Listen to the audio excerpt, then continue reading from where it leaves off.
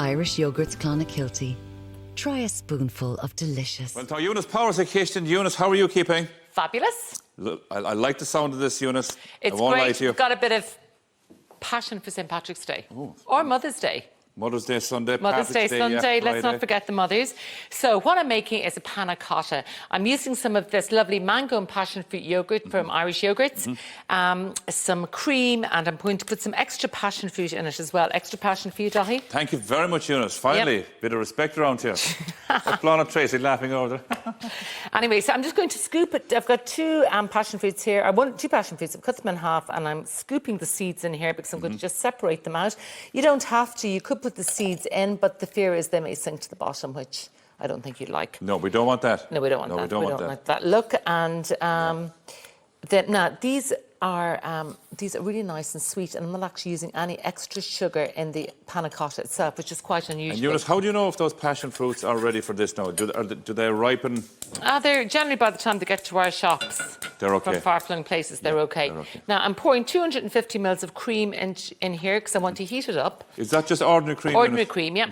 And like in Ireland, we only really have ordinary cream, kind of. You know. There's double cream in all those. Yeah, but we don't. You see it in recipes, but you hardly ever see it in supermarkets. Okay. Now, in here, I've got 4 leaves of gelatin. Okay, so these are gelatin sheets you buy in the shop. 1, 2, 3, 4, 4 there, and I put them into some cold water to soften them. Okay. So, and I'm going to just pop them into my little bowl here. This is going to make it set, Eunice, is it? It is, and they're a little bit slithery. You can use I remember when I was doing home economics years ago, when I was in secondary school, we used these for a cheesecake. Yeah, that's right. Cheesecake, carrageen moss. I thought you were going to say something like you were boiling calves' feet. No, no, I made a lovely lemon cheesecake. Did you? I was very proud of myself, yeah. Yeah, well done. And I remember using those things, but I thought we put them into lukewarm water. No, we see the thing is, if you put them into hot water, they kind of disappear on you. Okay. And so what I'm going to do is I'm going to heat Might explain the cream. why the whole cheesecake didn't work out that well for me, Eunice. Runny. Actually, I'd say even in your day, you might have had powdered gelatin, which is even more difficult to work with. Back in my day, Eunice. I don't know how to take that, actually. As I button up my jacket, realising I haven't bought anything for Mother's Day. I'll see you later, Eunice. Yeah, you can bring these home with you. Anyway, our Ali Garvey will sort you out. Yeah, I know. Yeah, she's the expert when it comes to all that. No, okay. What are we going to do with this? So this is the 2 with 2 little seeds, and there's the juice of 2 passion fruit going in here. Now I'm doing that just to kind of add a little bit of extra flavour, and I'm also going to put in some lime. Yeah. A little bit of lime zest, and then I'm going to use the juice from this lime to cook my mango later on.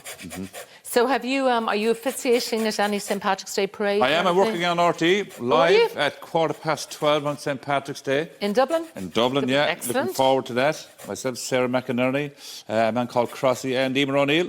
Oh, super. We'll be on live for 2 hours, so looking forward to that. Yes, that's always a great parade. A fantastic parade. And even like this is the first year back now, isn't it? Well, I think they were back last year, but this is the full on. We knew for a long time we could go to the parade. Yeah, you know what I mean? Yeah. Because there was a question mark over it at the beginning of last year. I can't remember last year we were in lockdown for the parade. Might have been, kind of slightly. No. Okay, now it's great that we've forgotten all that. So in here we have our passion fruit, gelatin, and some the lime. Lime as well. And then I'm going to pour the cream in here. Can I ask about the cream, Eunice? You know the way I say if you leave it go long enough and if you leave it cool down, it forms a skim. Yeah. Do you do all that before the skin comes? Oh yeah, absolutely. This is going in here hot. Hot. Okay. Yeah. Perfect. Okay. There'll be, so this is a real quick little recipe. Yeah. It's super. Now I think this is a gorgeous dessert recipe. It's not for.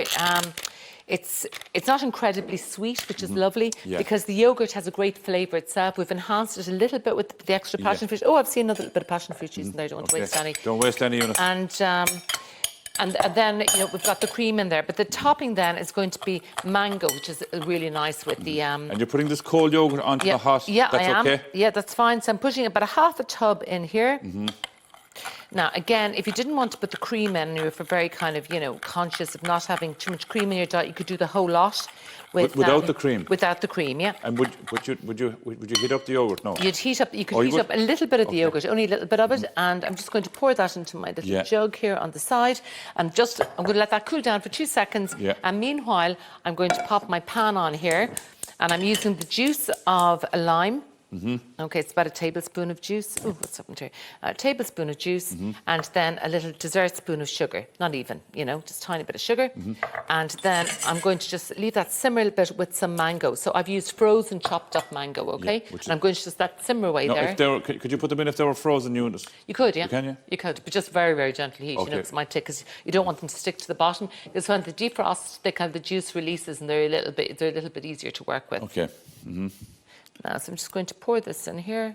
Eunice, I'd imagine this is a very old dessert. Panna Cotta is old enough. It's an Italian origin. Yeah. And we've adopted it, Italian Dungarvan dessert with Clonakilty, West Cork. Via the south of Ireland. Yeah, exactly.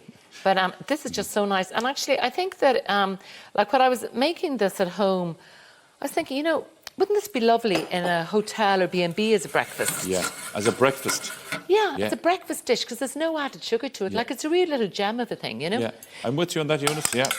Okay, so in here, I've got, I'm literally just bringing that to a simmer. So again, I'm using the lime juice because it's going to be a little bit kind of tarty. Yeah. And but you need that to take on the cream, don't you? yeah, you do. You need that balance. And then in here, then I'm going to put some more passion fruit.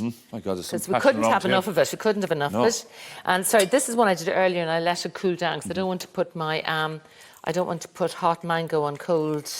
No. That would be a passion killer, wouldn't it? Passion killer. We don't want any passion killers for the No, bank holiday we weekend. don't want to do that now. So I'm going to pour this on top. Look at that. Eunice, what are you doing for the weekend? I would say I know exactly what I'm doing for the weekend. I'm working on chips. That's what I'm doing for the weekend. There's the passion killer. You have to go to work, Eunice. Yeah, I don't mind. It's no, I'm passionate about chips. Well, that's good. Well, that's good. That's good. Now, okay, so because it's you, I'm going to put a little bit of white chocolate in there. Oh, thank you, Eunice. And then I've got a little, I'm going to put an orange panna cotta because I'm going to make this an orange pansy. And didn't come from my own garden, no. And I'm going to make this nice and patriotic looking. Oh, look at that. Now, there you go. Wouldn't St. Patrick be proud of that? St. Patrick would be very, very proud. And we're going to hear more about St. Patrick in a little while as well because we have Tomás McNamara. He's going to be giving us the history of St. Patrick. Look at this. There you go. Happy St. Patrick's Day from Irish Yogurts in Clonakilty. And come here, is it okay to have one of these if you're pregnant? Is it? Absolutely. Are you sure? Lorna, you're okay? Yeah. I was only making sure, just making sure for you. I was just trying to say, put one of those in the fridge no for raw me. eggs in that and nothing like that. It's absolutely safe. I was wondering where you're coming from there. Well, Lorna, always looking after you, okay? Yeah. Thanks, Dahi. But I'm going to. I'll taste it. I'll be the guinea pig as well over here to taste it first for you. Eunice, We're getting the seal of seal of approval. Full of flavour. It is, but it's not full too... of passion. Yeah, oh God, it's so beautiful. Oh, Eunice. Well, I hope it's the beginning of a passionate week for you. Well, thank you, Eunice. I hope so too. Eunice, thank you very much, and happy St. Patrick's Day to you. Same to you, Dahi.